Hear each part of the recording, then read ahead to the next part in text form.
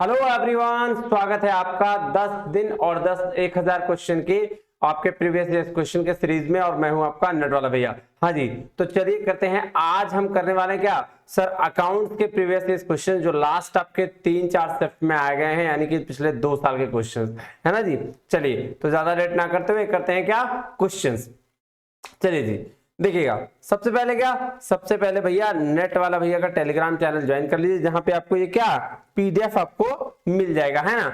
और उसके बाद क्या सर, अगर आपको कोई इंक्वायरी है तो व्हाट्सएप पे भी इंक्वायरी कर सकते हैं। चलिए नेक्स्ट, अब चलते हैं क्या क्वेश्चंस पे। क्वेश्चंस की बात करें, बिल्कुल कर लेते हैं सर।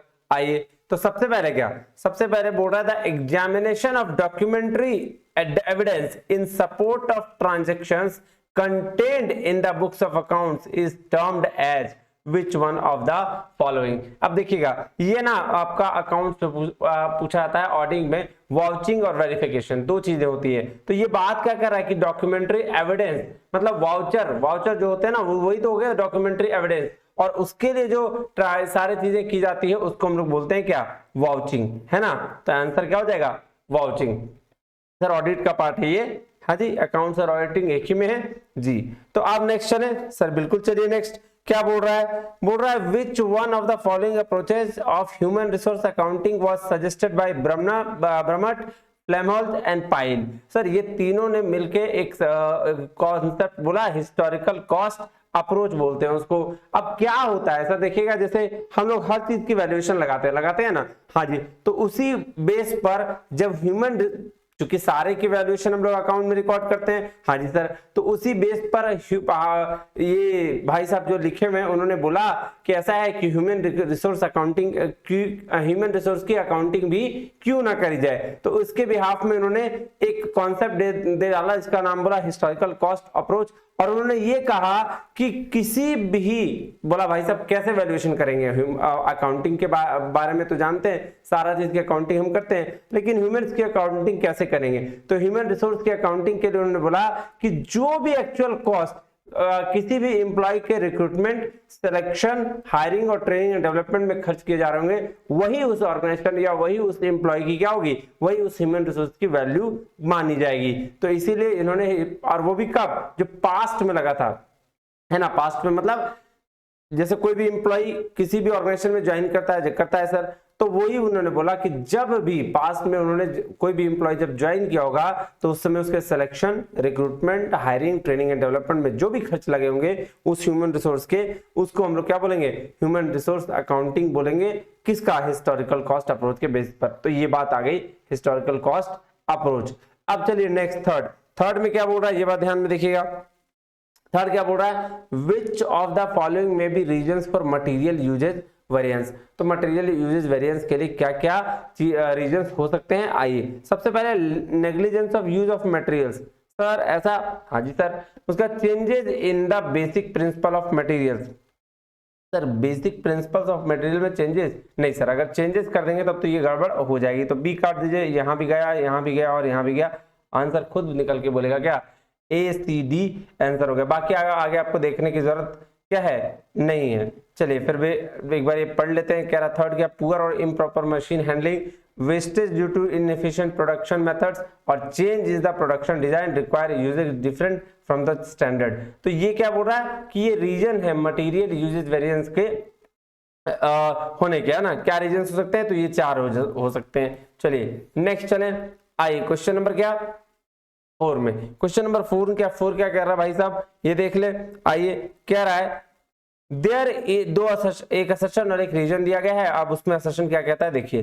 कह रहा है there is a change in the profit sharing ratio of all partners when a new partner gets his profit share of profit from all the partners. बिल्कुल सही बात है कि जब पुराना मेरे पास प्रॉफिट शेयरिंग रेशियो 3 पार्टनर थे, उसका कुछ और था, जैसे नया पार्टनर आएगा तो क्या होगा, उसका प्रॉफिट शेयरिंग रेशियो चेंज हो जाएगा। ये तो बात बिल्कुल सही है। रीजंस क्या बोल रहा है, रीजंस पे ध्यान दीजिए। कह रहा है when new partner is admitted into a partnership firm for the certain share of profit, the combined share of all partners will be reduced. बिल्कुल ये भी बात सही कह रहा है। इसी का तो बात कह रहा है कि भैया जब कोई भी पार्टनर नए फॉर्म में या फिर कोई नया पार्टनर इंट्रोड्यूस होगा तो उस समय क्या होगा, उस समय पुराने पार्टनर्स का जो है शेयर्स है वो कंबाइन हो जाएगा और रिड्यूस्ड हो जाएगा, कम हो जाएगा। ऑब्वियस सी बात है, जब भी कोई नया इंसान जुड़ता है तो उसकी शेयर उसमें इंक्लूड होती है, तो पुराने पार्टनर्स का कम होगा ही होगा। यानी कि दोनों क्या है, ए और आर राइट करेक्ट है और R is the correct explanation of A है। तो ये बात बिल्कुल सही हो जा रही है। चलिए अब है इंड एस। देखिए पहले अकाउंटिंग स्टैंडर्ड पूछे जाते थे, लेकिन अब है अकाउंटिंग स्टैंडर्ड इंडिया का, जो इंड एस है ना, वो पूछे जाने लगे हैं। तो आइए तो क्या क्या कह रहा है, इसको पहले मैच कर लेते हैं। इंड एस 1 कह रहा है क्या सर, इंड एस 1 कह रहा है प्रेजेंटेशन ऑफ फाइनेंशियल स्टेटमेंट। फिर बी क्या कह रहा है, end S 8 sir, end S 8 कह रहा है accounting policies changes accounting estimate and error. End S क्या कह रहा है 28 क्या कह रहा है सर, आपका investment in associate and joint venture. और इंड एस आपका 34 कह रहा है इंटरिम फाइनेंशियल रिपोर्टिंग की बात कर रहा है, यानी कि डी का थर्ड। तो ये डी का थर्ड देख लीजिए कहां है भाई साहब, सेकंड में आंसर है ना। चलिए अब नेक्स्ट चलें, आइए सर नेक्स्ट क्या बोल रहा है, ध्यान दीजिएगा। कह रहा है a company does not include the value of skills by it's employees from training programs in its annual financial statement, which one of the following accounting concept being applied in this case। एक बात ध्यान दे, बोला एक company है वो क्या कर रही है, जो अपनी स्किल्स जो है जो गेन कर रहे हैं एम्प्लॉय, ठीक है, ट्रेनिंग प्रोग्राम्स में उसकी वैल्यू का ऐड नहीं कर रही है। तो ये कौन से कॉन्सेप्ट होता है, तो सर ये आपका मनी मेजरमेंट कॉन्सेप्ट है, क्योंकि मनी मेजरमेंट कॉन्सेप्ट ही कहता है कि जिसको हम मनी के टर्म्स में मेजर कर सकते हैं उसी का रिकॉर्ड करेंगे, बाकी चीजों का रिकॉर्ड नहीं करेंगे। और उसी का ये क्या कर रहा है, इग्नोरेंस कर रहा है, इसलिए आंसर मनी मेजरमेंट कॉन्सेप्ट हो जाएगा। क्वेश्चन नंबर 7 क्या कह रहा है, which section of the Indian companies act the following provide the appointment of first auditor by the board of directors within द 1 मंथ और the date of registration of the company. तो कौन सा section में आपका क्या sir appointment of auditors का mention है, जो कि आपका बोर्ड ऑफ डायरेक्टर्स 1 महीने के अंदर डेट ऑफ रजिस्ट्रेशन से 1 महीने के अंदर करेंगे। तो ये 139(6) है, ये देख लीजिए क्या बोल रहा है, 139(6) कह रहा है to be appointed by BOD within the 30 days of the incorporation of company. 30 दिन के कंपनी बनने के 30 दिन के बाद तुरंत बीओडी क्या करेंगे, अपॉइंटमेंट कर लेंगे ऑडिटर का। अगर बीओडी फेल हो जाते हैं तो फिर उसके मेंबर्स करेंगे, और मेंबर्स कितने दिन में, 90 दिन में कर लेंगे पहले ऑडिटर्स को, और जो फर्स्ट ऑडिटर अपॉइंट होगा वो till first annual general meeting तक यहाँ पे रहेगा। तो ऑप्शन कौन सा था सर, 139(6) यानी कि सेकंड। चलिए क्वेश्चन नंबर 8 की बात करें। हाँ जी सर 8 में क्या कह रहा है, देखिए कह रहा which one of the following rights is usually not available to a partner consequent to the dissolution of firm. जब भी डिसोल्यूशन ऑफ फर्म होगा तो उसके बाद जब खत्म हो जाएगा फर्म, उसके बाद कौन सा जो राइट्स है वो नहीं लागू होगा। तो क्या right of equitable distribution of firm property, sir ये तो ऑलरेडी हो चुका है, तो ये तो नहीं है। Right to return of premium and premature winding, हाँ ये भी हो सकता है, क्या कहते हैं, ये सही चीज लिखा हुआ है लेकिन इसमें नहीं है, क्योंकि ये उसके बाद का चीज नहीं है, पहले का है। Right to be consulted, sir ये नहीं होगा, क्योंकि इस कंसल्ट क्या करेंगे, जब फर्म का डिसोल्यूशन ही खत्म हो गया तो आपको कंसल्ट करने का, आगे विचार करने का कोई जरूरत नहीं है। तो answer is third. Question number 9 चलिए, क्वेश्चन नंबर 9 कह रहा है which one of the following duty is not a general duty of directors of company. General duty नहीं है, क्या क्या duty of good faith in order to promote the object of the company, ये तो general duty है। Duty due to reasonable care, skill, diligence, exercise independent judgement, तो sir ये भी क्या जनरल ड्यूटी है। Duty to attend board meetings, नहीं sir ये जनरल ड्यूटी नहीं है, ये बोर्ड ऑफ डायरेक्टर्स की मीटिंग है, तो ये तो जनरल मीटिंग नहीं होगी। तो आंसर हो गया क्या, थर्ड। चलिए नेक्स्ट चलें। हाँ जी सर नेक्स्ट क्या बोल रहा है, हाँ बोल रहा है arrange the following steps in a logical sequence process of management audit. तो सबसे पहले मैनेजमेंट ऑडिट का क्या करेंगे, आपका सीक्वेंस को मेंटेन करेंगे। सबसे पहले क्या, आइडेंटिफिकेशन ऑफ रिस्पांसिबिलिटी सेंटर, नहीं सर ये काम नहीं है। पहले रिव्यू ऑफ ऑर्गेनाइजेशनल स्ट्रक्चर, ये भी नहीं। रिपोर्टिंग बाद में करेंगे। कह रहा है identify and segregating the objective of the business, हाँ ये पहले आपको डिफाइन करना है, क्योंकि मैनेजमेंट में सबसे पहले ऑब्जेक्टिव डिफाइन करेंगे और आइडेंटिफाई करेंगे, इसको अलग अलग बांट देंगे।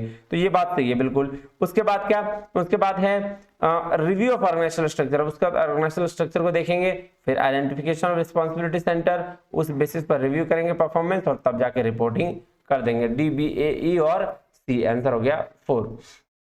चलिए क्वेश्चन नंबर 11 में क्या कह रहा है, which one of the following are the key features of prudent concepts and convention. Sir prudent ये कॉन्सेप्ट्स और कन्वेंशन क्या कहता है, पहले ये मुझे बताइए। सर कंजर्वेटिज्म है ना, ये कहता है कि फ्यूचर में एंटिसिपेटेड लॉस जो हो रहा है उसको कंसीडर करिए, होने वाले लॉस को, और एंटिसिपेटेड प्रॉफिट को इग्नोर कर दीजिए, है ना। तो ये बात देखिए क्या बोल रहा है, की फीचर्स है prudent accounting concept and convention का। तो बताइए कौन कौन सा होगा। सबसे बोल रहा है it includes revenue and profits in the accounts when they are realised, जब रियलाइज होगा तभी इसको रिकॉर्ड करेंगे, बिल्कुल सही। It prevents profit from being overstated, जो प्रॉफिट फ्यूचर में होने वाला उसको ये रोकता है, बिल्कुल। It prevents trader from the more withdrawing from the business than the wise, बोल रहा है बिजनेस से जितना हो रहा है उससे ज्यादा निकालने से ये रोकता है, बिल्कुल सही। 1 2 3 ABC सही है। क्या रह गया, मैनेजरियल एफिशिएंसी एक्सपर्टीज, इसका कोई मतलब लेना देना नहीं है। फिर गुड कस्टमर रिलेशन, इसका भी कोई लेना देना नहीं है, यानी कि A B और C हो गया क्या आंसर।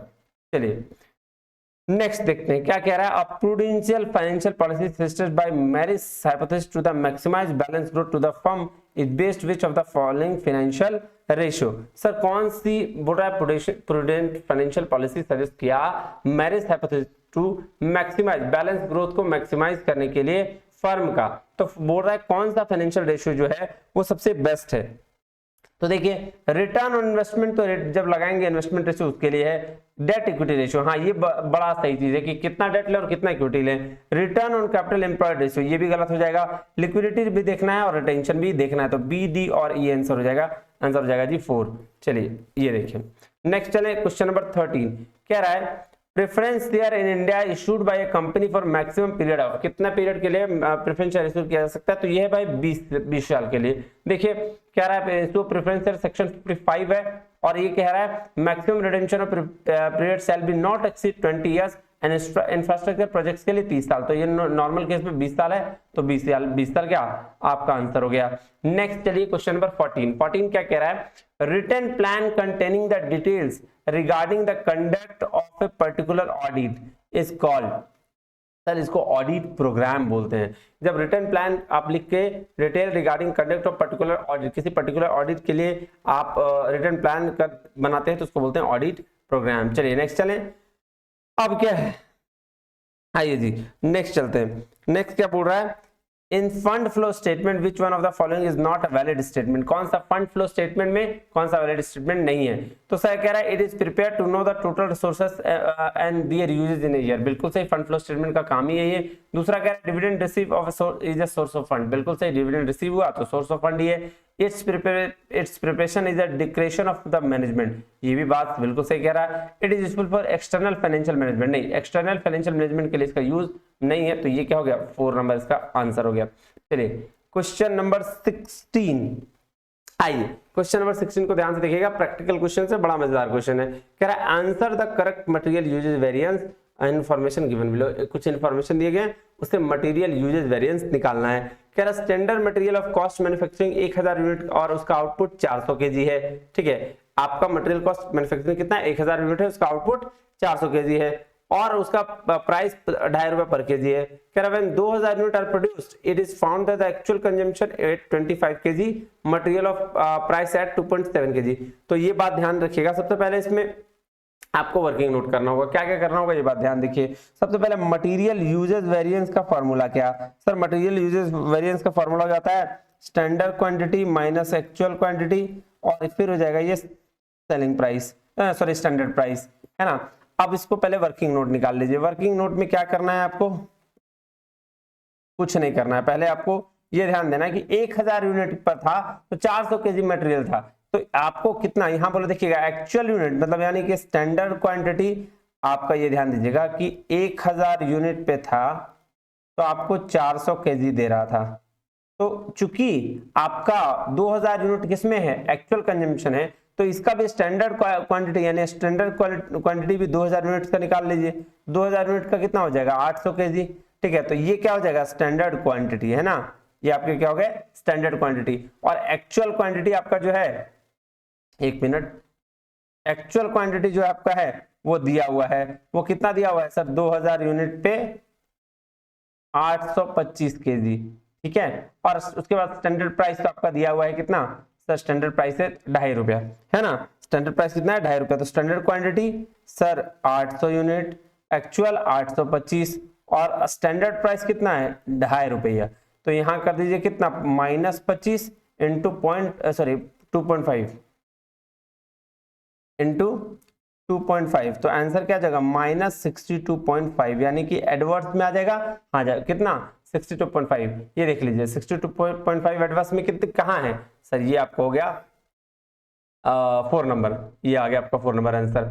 मैं इसको समझाने के लिए बेसिकली ये बता रहा हूँ, थोड़ा सा इसमें टाइम दूंगा 1 मिनट। क्या है कि आपको कभी भी इस तरह के क्वेश्चंस में ना दोनों के यूनिट सेम कर लेने। जैसे देखिए यहाँ पे स्टैंडर्ड आउटपुट की अगर बात करें तो वो 400 है, कितने का 1000 यूनिट का, और नीचे एक्चुअल कंजम्पशन जो दिया हुआ है आपका वो 2000 यूनिट का है। तो भाई स्टैंडर्ड को भी तो 2000 करेंगे तब ना बराबर आंसर आएगा। तो इसीलिए मैंने 1000 यूनिट को 2000 यूनिट में कन्वर्ट कर दिया कि 2000 यूनिट किया, जब 1000 यूनिट पे 400 है तो 2000 यूनिट पे 800 होगा। अब उसके बाद निकाल लीजिए और ये फॉर्मूला याद रखिएगा, आपका ऑप्शन आराम से बनेगा।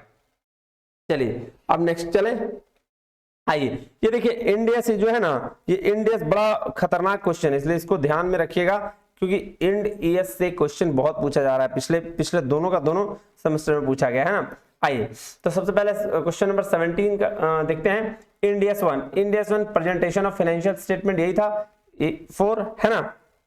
हाँ सर, उसके बाद आपका इंडियस 12 था इनकम टैक्स, इंडिया 24 ये था रिलेटेड पार्टी डिस्क्लोजर, और इंडिया 38 था इंटेंजिबल एसेट्स। तो एक का 4 देखिए, बी का 1, एक का 4 बी का 1, यानी कि 2 नंबर। आइए 2 नंबर आपका आंसर हो गया। अब क्वेश्चन नंबर 18 में आइए। क्वेश्चन नंबर 18 क्या कह रहा है, इसको ध्यान से समझते हैं। क्या कह रहा है, What will be the sequence of steps involved in the net benefit models of human resource accounting? अब ह्यूमन रिसोर्स अकाउंटिंग में लगभग 9 मेथड्स है, ठीक है ना। 9 मेथड्स में से एक ये मेथड नेट बेनिफिट मॉडल। अब इसका सीक्वेंस पूछा कि भाई इसको कैसे कैसे हम सीक्वेंस में लगाएंगे। तो सबसे पहले क्या काम करना है ना, सबसे पहले काम करना है the gross value of the services to be rendered in the future by employ in their individual as well as their collective capacity is determined. तो सबसे पहले ए, उसके बाद क्या, उसके बाद हो जाएगा G D, the value of future payments of the employ determined. उसके बाद हो जाएगा जी बी, आपका excess of value future human resources in the value of future ascertain, और उस बेसिस पर फिर क्या कर लेंगे। सो उसके बाद हो जाएगा सी द प्रेजेंट वैल्यू निकाल लेंगे, और दोनों का फिर कंपेयर करके जो अमाउंट आएगा under C will be human resource of the organisation. तो ये बात मैंने ऑलरेडी ह्यूमन रिसोर्स अकाउंटिंग के जब पढ़ाया है वहां पे आपको बहुत अच्छे से डिफाइन किया, एक एक टर्म को बता के। आपको अगर यहाँ पे और इस पर डीप में जाना है तो ह्यूमन रिसोर्स अकाउंटिंग का लेक्चर जाइए पेपर 2 कॉमर्स में, वहां जाके इसको देख लीजिए, क्लियर हो जाएगा आपका। वहां मैंने नंबर्स को लेकर भी आपको बताया है। तो आंसर क्या हो जाएगा, इसका आंसर हो जाएगा जी 1 नंबर। आइए क्वेश्चन नंबर 19 में चलें जी सर। क्वेश्चन नंबर 19 कह रहा है which of the following rules standard true while preparing the changes of working capital. तो जब वर्किंग कैपिटल का चेंज कर रहे हैं तो क्या क्या रूल्स आपके लिए अवेलेबल है। तो सिंपल सी बात है, जब मेरा वर्किंग कैपिटल क्या हुआ, कह रहा है increase in current assets and increase working capital. अगर हम करंट एसेट्स को बढ़ाएंगे तो वर्किंग कैपिटल भी मेरा बढ़ जाएगा। तो सर ये बात तो बिल्कुल सही कह रहा है कि जब भी हम करंट एसेट्स को बढ़ा देंगे तो मेरा वर्किंग कैपिटल बढ़ जाएगा। जस्ट अपोजिट लायबिलिटीज के साथ होगा, अगर मैं इंक्रीज कर देंगे करंट लायबिलिटी को तो मेरा वर्किंग कैपिटल घट जाएगा। इसको आप प्रूफ कर सकते हैं, बहुत ईजी है, इसमें कोई दिक्कत वाली बात नहीं है। आंसर क्या हो जाएगा, ए एंड सी। देखिए working capital equal to current assets minus current liability, ये होता है। हाँ जी सर, मैंने मान लिया करंट एसेट्स 100 है और करंट लायबिलिटी 50 है, तो वर्किंग कैपिटल कितना 50 हो जाएगा। हाँ जी चलिए मैं पहला प्रूफ करके दिखा दे रहा हूँ, बाकी आप कर लीजिएगा एक बारी। चलिए वर्किंग कैपिटल करंट एसेट, अब बोला करंट एसेट्स को बढ़ा दीजिए तो वर्किंग कैपिटल भी बढ़ जाएगा। करंट एसेट्स को मैंने 50 से बढ़ा दिया, मतलब 150 कर दिया, और करंट लायबिलिटी में कोई इंपैक्ट नहीं है। तो देखिए वर्किंग कैपिटल 50 से बढ़ गया कि नहीं बढ़ गया। अगर मैंने करंट एसेट्स को 50 से बढ़ाया तो वर्किंग कैपिटल भी बढ़ गया। तो वही क्या रहा है, increase in current assets increase in working capital. बात समझ में आई। हाँ जी सर, तो आंसर क्या हो जाएगा ए। सेम चीज है लायबिलिटी के साथ भी। अब इसको एक बार देख लीजिएगा, है ना। अब देखिए क्या कह रहा है, ये दिया हुआ कॉन्सेप्ट दिया हुआ है, कौन बोल रहा है, ये कॉन्सेप्ट है, ये क्या है जी कॉन्सेप्ट है, और सॉरी इसके एक्सप्लेनेशन है, ये एक्सप्लेनेशन है और ये कॉन्सेप्ट्स हैं अकाउंटिंग के।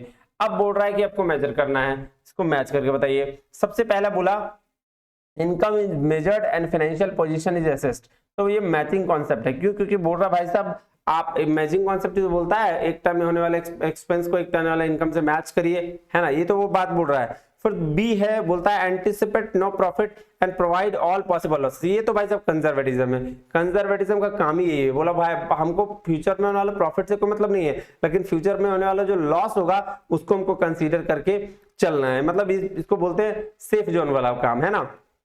चलिए क्वेश्चन बस आप चलते हैं कहाँ सर, थर्ड में सी क्या बोल रहा है, सी का बोल रहा है assets are depreciated on the basis of expected life rather than on the value of market value. तो ये बोल रहा है क्या, going concern concept, going concern concept क्या कहता है कि भाई साहब मेरा बिजनेस लगातार चलता रहेगा, यही मान के हम क्या कर रहे हैं, हम बिजनेस चला रहे हैं और इसीलिए हम हर साल डेप्रिसिएशन भी चार्ज करते हैं ताकि फ्यूचर में वो एसेट हमको क्या करेंगे, रिवैल्यू कर ले। तो वही बोल रहा है एसेट्स आर डेप्रिशिएटेड, तो एसेट का डेप्रिसिएशन गोइंग कंसर्न कॉन्सेप्ट के अनुसार ही होता है, क्योंकि हम ये मान के चलते हैं कि मेरा बिजनेस फर्दर चलता रहेगा और चलता रहेगा।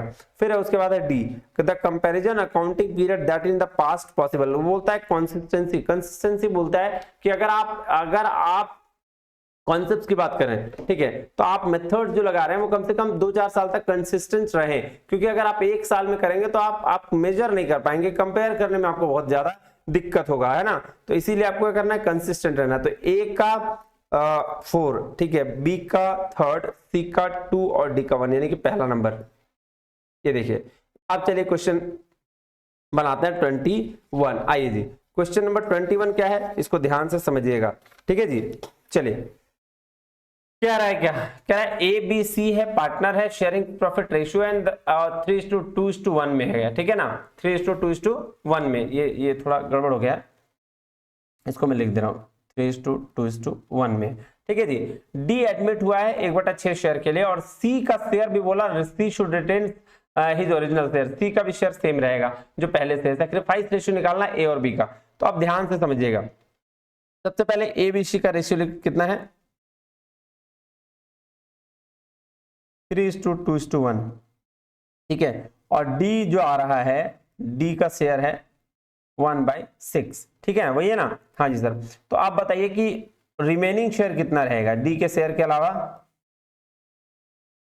रिमेनिंग शेयर कितना रहेगा, 1 - 1/6 यानी कि 5/6, ठीक है। ये 5/6 ए बी तीनों का शेयर हो जाएगा। हाँ जी सर, अब मुझे बताइए, बोला C should remain same, C should remain same, अगर मतलब ये बदलेगा नहीं, तो यानी कि 5/6 में 1/6 इसका भी था, 3:2:1 का रेशियो में अगर ये देखें तो 1/6 इसका भी था, तो 1/6 माइनस कर दीजिए, यानी कि अब क्या 4/6 रह जाएगा।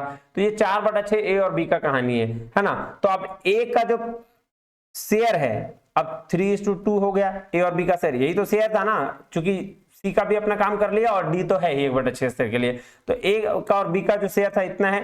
अब नाउ अब बोल रहा है ये, अब इसका काम करिए, तो ए का नया शेयर कितना आ जाएगा,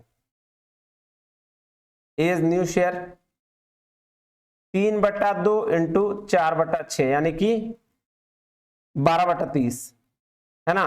उसी तरह से बी का new share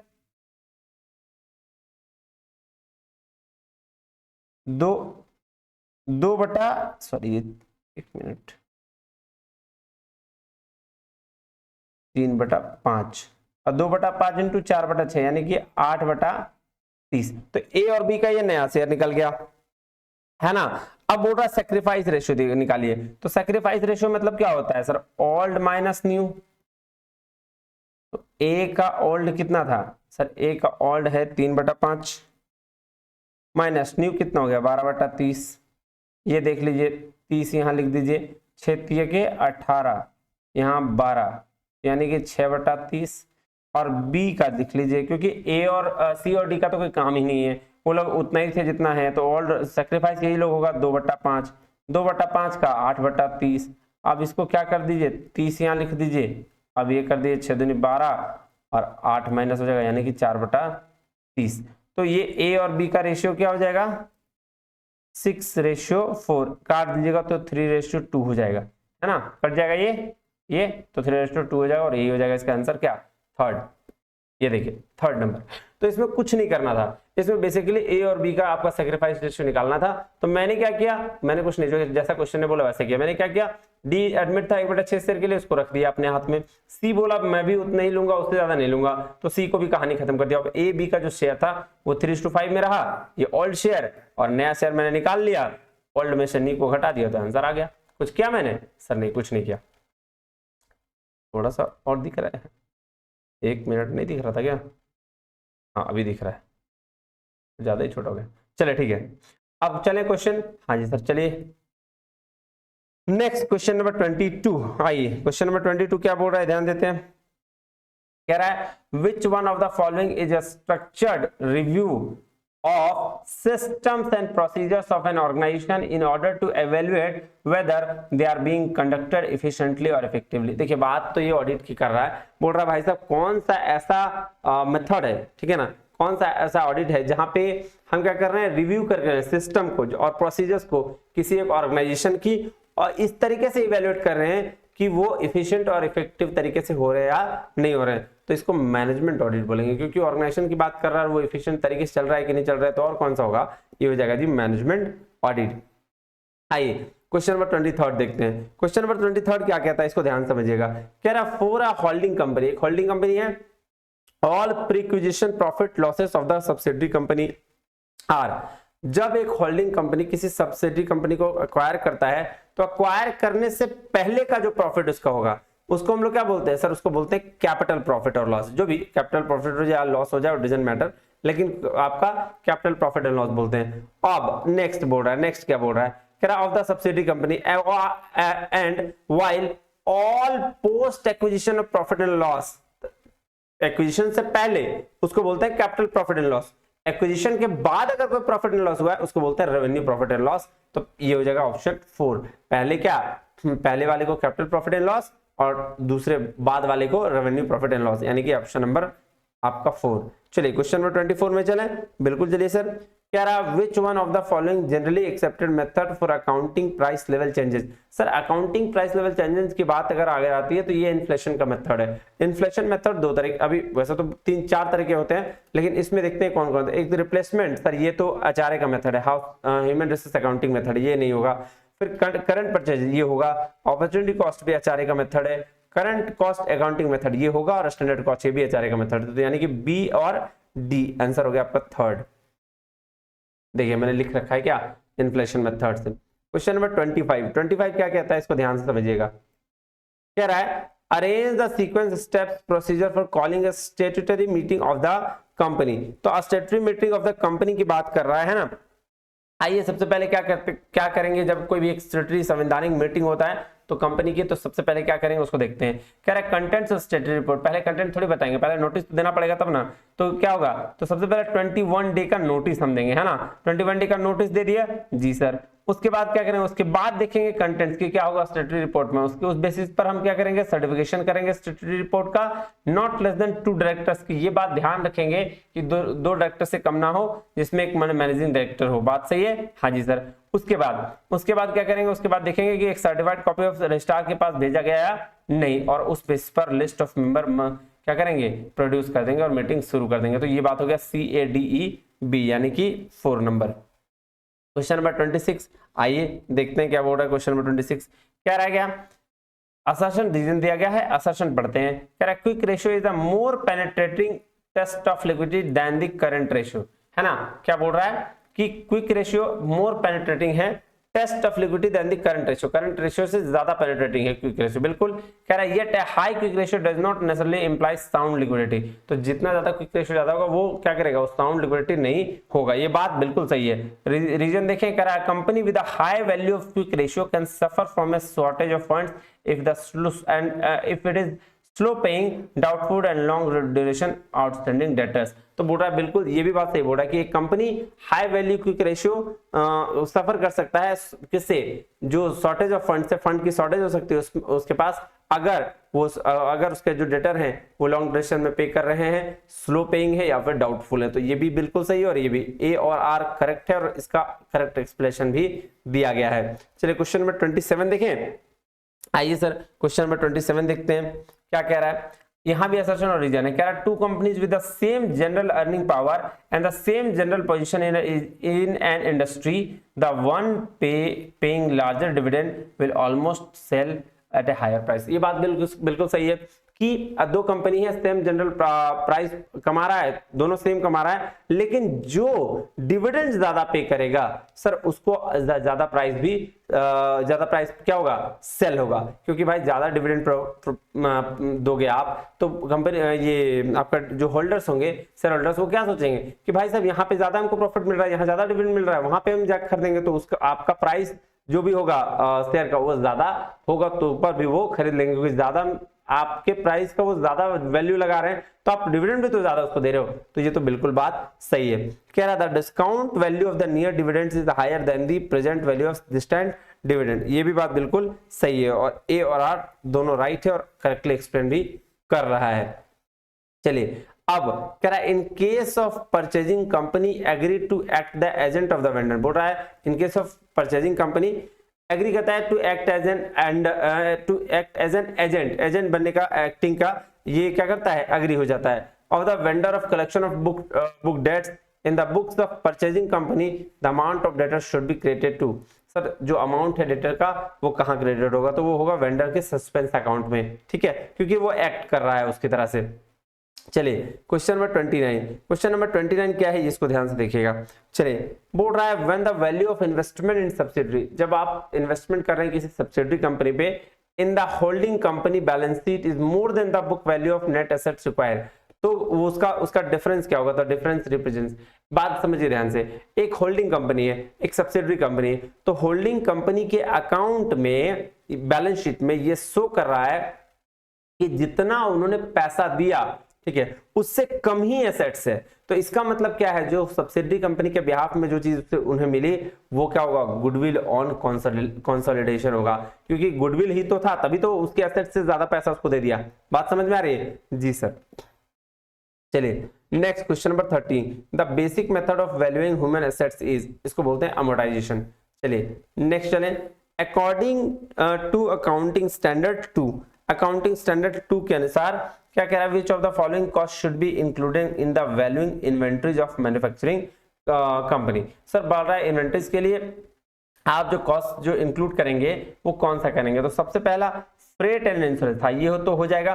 carriage outward sir ये नहीं होगा क्योंकि ये तो बाहर का चीज है। फिर डेप्रिसिएशन ऑफ फैक्ट्री प्लांट ये होगा, और जनरल एडमिनिस्ट्रेटिव ओवरहेड, ओवरहेड तो यहाँ आता ही नहीं है, तो ए एंड सी आपका क्या हो गया, आंसर हो गया। चलिए नेक्स्ट चले क्वेश्चन नंबर 32। हाँ जी सर, क्वेश्चन नंबर 32 क्या कह रहा है, देखें आइए सर, कह रहा है क्या, human resource accounting provides valuable information for person interesting in making long term investment in firm. तो क्या बोल रहा है, ह्यूमन रिसोर्स अकाउंटिंग क्या प्रोवाइड करता है, वैल्यूएबल इंफॉर्मेशन देता है कि लॉन्ग टर्म इन्वेस्टमेंट फर्म में लॉन्ग टर्म इन्वेस्टमेंट कैसे होगा, इसके बारे में कह रहा है। Human resource accounting is the process of identifying and measuring data about the human resources and communicating this information to the interested parties. तो ये बात बिल्कुल सही है कि ह्यूमन रिसोर्स अकाउंटिंग का क्या है, आइडेंटिफाई और मेजर करना ह्यूमन रिसोर्सेज और उसके क्या ह्यूमन रिसोर्सेज और उसके एफर्ट्स को, और कम्युनिकेट करना वो इंफॉर्मेशन किसको, इंटरेस्टेड पार्टीज को। तो ये बात बिल्कुल सही है, यानी कि ए और आर ट्रू है और आर करेक्ट एक्सप्लेनेशन है किसका, ए का। चलिए अब है सीसीए, करंट काउंटिंग आपका क्या है, इन्फ्लेशन मेथड, सीसीए है ना, तो वो उसको दिया किसने, स्टैंडर्ड कमेटी ने। चलिए नेक्स्ट चले, आइए sir question number 34, question number 34 क्या कह रहा है, ये भी आपका आया हुआ है, देखिएगा ध्यान से समझते हैं। कह रहा है X Y are partners sharing profit ratio 3:2, X Y तो पार्टनर है और इन्होंने 3:2 में शेयर क्या किया, प्रॉफिट को शेयर किया है। They admit Z as a partner 1/5 of share in profit, 1/5 के लिए जेड आ रहे हैं, तो calculate the new profit sharing. अरे यार ये तो बच्चा वाला क्वेश्चन पूछ दिया। चलिए देखिए क्या बोल रहा है, तो सबसे पहले क्या, एक्स का 3/5 और वाई का 2/5, तो बोला जेड कितने के लिए आ रहा है, 1/5 के लिए, तो रिमेनिंग शेयर कितना, रिमेनिंग 1 - 1/5 यानी कि 4/5। तो कर लीजिए x का न्यू शेयर कैसे निकलेगा, न्यू शेयर सर 3/5 इंटू 4/5 यानी कि 12/25। फिर y का न्यू शेयर, y का न्यू शेयर कैसे निकलेगा सर 2/5 इंटू 4/5 यानी कि 8/25। और z का शेयर कैसे निकलेगा न्यू शेयर, तो सर 1/5 ऑलरेडी है, इसको 5 से कर दीजिए यानी कि 5/25। तो रेशियो क्या हो जाएगा 12:8:5 आंसर है ना। तो क्या है फर्स्ट नंबर आंसर। क्लियर है? हाँ जी सर। क्वेश्चन नंबर 35 चलें सर, चलिए बिल्कुल वो चलते हैं। क्वेश्चन नंबर 35 क्या कह रहा है देखिए, तो आइए कह रहा which one of the following is not true. Sir कौन सा जो चीज है वो ट्रू नहीं है। तो सबसे पहले capital expenditure results in extra capacity, बिल्कुल सही। एक्स्ट्रा कैपेसिटी का ही कैपिटल एक्सपेंडिचर बोलते हैं, वैसा एक्सपेंडिचर है ना जो परमानेंट हो, बिल्कुल सही। Capital expenditure results in a benefit which will last for long time, long time होगा तो भी अब कैपिटल एक्सपेंडिचर है। Capital expenditure results in the acquisition of permanent assets, ये भी बिल्कुल सही है। तो नॉट ट्रू कौन होगा सर, ये ऑलरेडी ये होगा, पढ़ लीजिए वैसे इसको। कह रहा है heavy expenditure on advertisement campaigns in order to introduce a new product market. भाई साहब जब नया प्रोडक्ट मार्केट में कर रहे हैं और आप इस पे हैवी एक्सपेंडिचर कर रहे हैं तो इसका रिटर्न आने का क्या कोई गारंटी नहीं है, इसलिए आपका ये ऑप्शन हो जाएगा। क्वेश्चन नंबर 36 आइएगा जी। क्वेश्चन नंबर 36 देखें, देखिए सर कह रहा है as per the information given below what is the correct material yield variance. तो करेक्ट मटेरियल यील्ड वेरिएंस दिया हुआ है, बोल रहा है स्टैंडर्ड इनपुट दिया हुआ है 100 kg और उसका स्टैंडर्ड यील्ड कितना निकल रहा है सर 90 kg, और standard cost per KG output कितना है 20 रुपया, एक्चुअल इनपुट कितना है 200 kg और एक्चुअल यील्ड कितना है 182 kg और actual cost per KG output कितना है 19 रुपया। तो आप मुझे एक बात बताइए, क्या बताएं सर, ध्यान से पहले देखिए। स्टैंडर्ड इनपुट 100 kg है तो आपका स्टैंडर्ड यील्ड 90 है और यहाँ पे एक्चुअल इनपुट 200 kg है, तो भाई एक्चुअल आपका स्टैंडर्ड इनपुट भी तो डबल होना चाहिए ना, क्योंकि यहाँ 200 है तो यहाँ भी, तो ये 200 kg कर लीजिए और ये 200 कीजिएगा तो ये भी कितना हो जाएगा 180 kg हो जाएगा, क्योंकि 100 kg इनपुट ले रहे हैं तो यील्ड दे रहा है 90 kg, तो 200 kg लेंगे तो 180 kg देगा कि नहीं देगा, बिल्कुल देगा सर। अब आइए अब बनाइए क्वेश्चन, आराम से बनेगा। कह रहा क्या material yield variance equal to actual yield minus standard yield, ठीक है, इनटू स्टैंडर्ड प्राइस, ठीक है। एक्चुअल यील्ड कितना है देखिएगा, तो सर एक्चुअल यील्ड है 182 kg, ये रहा। आपका स्टैंडर्ड यील्ड कितना है बताइए, तो सर ये 180 kg है ना, और स्टैंडर्ड प्राइस कितना है बताइए, तो सर स्टैंडर्ड प्राइस हो गया 20 रुपया, तो यानी कि 2 × 20 यानी कि 40 रुपीज हो गया ना फेवरेबल। आंसर देखिए क्या होगा 1 होगा। बात समझ में आई? देख लो बस फॉर्मूला और तरीका आना चाहिए, बस बनेंगे क्वेश्चन। क्वेश्चन नंबर 37 क्या कह रहा है थोड़ा देखिए, है ना, आइए। कह रहा है which of the following activities included under investing activities can cash flow investment. तो इन्वेस्टिंग एक्टिविटीज की बात ये कर रहे हैं कैश फ्लो स्टेटमेंट में। सबसे पहला cash receipt from disposal of fixed asset, बिल्कुल सही। फिक्स्ड में अगर आप ये कर रहे हैं तो आपका क्या होगा इन्वेस्टिंग एक्टिविटीज में जाएगा। Cash advances and loans made to third parties other than advances and loans made by financial enterprise, ये भी ठीक है। Cash receipt from the repayment of advances and loan to the made third parties other than advance and loan enterprise, ठीक है बात, बिल्कुल ठीक बात। उसके बाद क्या cash payment to amount borrowed, अरे भाई अमाउंट अगर आपको बोरोड ये किया है उधार लेने के लिए तो ये तो भाई इन्वेस्टमेंट एक्टिविटीज में नहीं आएगा। Cash payment to supplier to goods for service, नहीं ये भी इन्वेस्टमेंट में नहीं आएगा, ये तो आपका डेली की चीजें के लिए। तो आंसर हो जाएगा ए बी और सी। चलिए क्वेश्चन नंबर 38 बोल रहा है identify cost driver used activity based costing from the following. तो सर एक्टिविटी बेस्ड कॉस्टिंग में आपका क्या क्या चीज है उसको फॉलो करने के लिए बोल रहा है। तो वॉल्यूम होगा क्या सर, वॉल्यूम बिल्कुल भी नहीं होगा। ट्रांजैक्शन सर, और उसके बाद इंटेंसिटी और ड्यूरेशन, ये करेंसी भी इसमें नहीं आएगा, तो क्या होगा बी सी और ई, आंसर इज 4। आप आ जाइए सर, थोड़ा सा इसमें मैंने चोरी कर दिया है, चोरी in the sense copy paste किया है, तो इसको थोड़ा देख लेते हैं। मैंने सोचा चलो कर ही देते हैं, इजी है मतलब ये प्रीवियस क्वेश्चन है, इसको ध्यान दीजिएगा, मजाक कर रहा हूं। आप देखिए क्या कह रहा है, ये कह रहा है इंडियन अकाउंटेंट्स 37 का क्या होगा sir, provision and contingent liability, यानी कि ये इंडियन अकाउंटिंग स्टैंडर्ड 104 हो जाएगा सर इंश्योरेंस कॉन्टेक्स्ट। A2 तो सर इन्वेंट्रीज यानी कि C का 2 और 19 हो जाएगा जी एम्प्लॉय बेनिफिट्स के लिए। तो ये तो बात सही है आपका, D का 4 और C का 2, D का 4 C का 2 किसमें है सर, इसमें, आंसर 1 हो गया। चलिए क्वेश्चन नंबर 40 पे आइए। कह रहा है गिवन बिलो टू स्टेटमेंट, एक असर्शन और एक रीजन है। असर्शन और रीजन की बात कर रहा है, कह रहा है असर्शन क्या दिया हुआ economic profit is smaller than accounting profit, बिल्कुल सही बात है। कि इकोनॉमिक प्रॉफिट हमेशा अकाउंटिंग प्रॉफिट से छोटा ही होता है। Accounting profit revenue minus explicit code, ये भी बिल्कुल सही बात है। तो दोनों क्या है, करेक्ट है और इसका एक्सप्लेनेशन भी सही दिया गया है। चलिए क्वेश्चन नंबर 41 कह रहा है which one of the following Ind AS is related to the effects of changes in the foreign exchange rate. Sir ये इंडियस 21 होना चाहिए, आपका बिल्कुल सही है। तो क्या है 41। अब एक बात मैं बता रहा हूं, देखो इंडियस ना बहुत पूछ रहा है, पिछले 2 साल से हर शिफ्ट में पूछ ही रहा है, तो इसको एक बार याद कर लेना यार, इजीली याद हो जाएगा है ना, तो इसको याद कर लेना। चलो नेक्स्ट, अब क्या बोल रहा, policy of playing safe followed by the accountant is one which of the following concepts. अब पॉलिसी ऑफ प्लेइंग सेफ, देखो कितना घुमा के क्वेश्चंस पूछा है कि क्या, वैसे तो इजी है लेकिन फिर भी जो नहीं समझ पाएगा उसको गया। देखो इसमें ये है कंजर्वेटिज्म कॉन्सेप्ट। कंजर्वेटिज्म क्या बोलता है कि भाई साहब जो भी फ्यूचर में एंटिसिपेटेड लॉस होने वाले हैं उसको हम क्या करेंगे, अभी रिकॉर्ड कर लेंगे, लेकिन फ्यूचर में होने वाला प्रॉफिट जो एंटिसिपेटेड प्रॉफिट है उसको इग्नोर कर देंगे।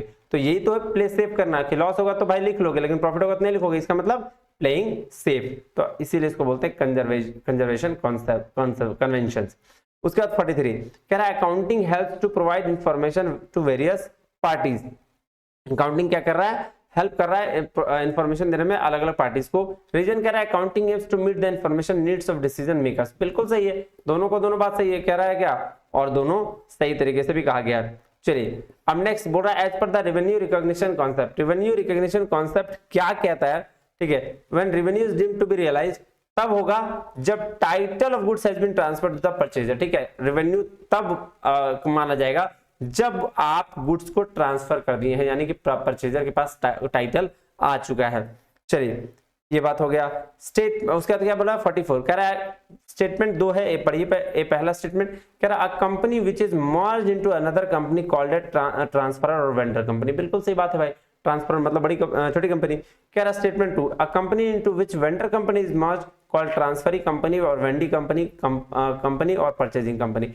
भाई साहब बिल्कुल सही है, ये ट्रांसफर और ट्रांसफरी कंपनी क्या है, ट्रांसफरी कंपनी बड़ी कंपनी, होल्डिंग कंपनी जिसको बोल सकते हैं, और ट्रांसफर कंपनी छोटी कंपनी जिसको वो बड़ी कंपनी ले लेता है अपने साथ। तो दोनों का दोनों क्या हुआ, सही स्टेटमेंट है। चलिए अब क्वेश्चन नंबर 45। क्वेश्चन नंबर 45 में देखिए क्या कह रहा है, कह रहा है sequence the following activities in the process of standard costing. Standard costing का प्रोसेस मेजर करना है, तो सबसे पहले क्या, सबसे पहले establish standard cost, standard cost को एस्टैब्लिश करना है। ठीक है, फिर क्या, फिर sir measurement of actual cost, और फिर उसके बाद कंपैरिजन करना है किसका, सर एक्चुअल और स्टैंडर्ड का, और तब जाके आपको आइडेंटिफाई करना और फिर जाकर डिस्पोज कर देना है ना। हाँ जी सर, तो लास्ट में ABE C और D यानी कि पहला नंबर आपका आंसर हो गया। चलिए अब आ जाइए आपका मैच द फॉलोइंग। 46 में क्या कर रहा है, मैच करिए। क्वालिफाइड रिपोर्ट होता है, ऑडिटर्स का रिपोर्ट होता है, ये बिल्कुल सही बात है। एग्जामिन, वैल्यूएशन और डिस्क्लोजर, चलिए ये करना है ऑडिटर्स का, ऑडिटर्स की ये ड्यूटी है आई थिंक, है ना, ऑडिटर्स की ड्यूटी एग्जामिन करना और एसेस करना रिकॉर्ड्स का कंपनी और डिस्ट्रीब्यूटर ऑडिटर्स का राइट है, और miss statement of prospectus company issue करना ये ऑडिटर्स की लायबिलिटी है। तो आइए, तो एक का थर्ड बी का 1, एक का थर्ड बी का 1, ये 2 है। चलिए उसके बाद क्या, सी का क्या, सी का 4 है। आइए ये हो गया सेकंड आपका आंसर। चलिए क्वेश्चन नंबर 47 कह रहा है Which of the following are the rights of statutory auditor? तो क्या राइट है स्टैट्यूटरी ऑडिटर का, सबसे पहला रिसीव रेम्यूनरेशन, बिल्कुल सही भाई, कोई भी काम करेगा पैसा तो लेगा ही।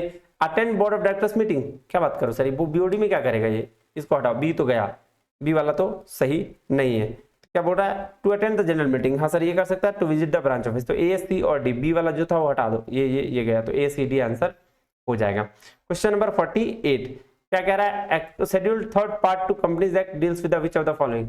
सो शेड्यूल थर्ड के पार्ट 2 में प्रॉफिट एंड लॉस की बात करी गई है, और शेड्यूल थर्ड के पार्ट 1 में बैलेंस शीट की बात करी गई है, तो यहाँ पे प्रॉफिट एंड लॉस हो जाएगा। चलिए सर ये अच्छा 48 क्वेश्चन ही थे, ले लीजिए आपके हो गए क्वेश्चंस खत्म। ये थे अकाउंट्स के क्वेश्चंस, उम्मीद है आपको सारा चीज समझ में आ गया होगा। देखिए ये 2000 दिसंबर में जो आपके फरवरी में जो हुए उससे भी क्वेश्चंस थे, उससे पहले वाले भी जो 22 में और 21 में हुए वो सारे इसमें क्वेश्चंस थे। आपको मजा आएगा ये बना के, ऐसे ही अकाउंट से क्वेश्चंस कम थोड़े पूछे गए थे, लेकिन जितने भी थे मजेदार थे। ठीक है, तो मिलते हैं अगले वीडियो में, तब तक के लिए बहुत बहुत धन्यवाद, थैंक यू वेरी मच, जय हिंद।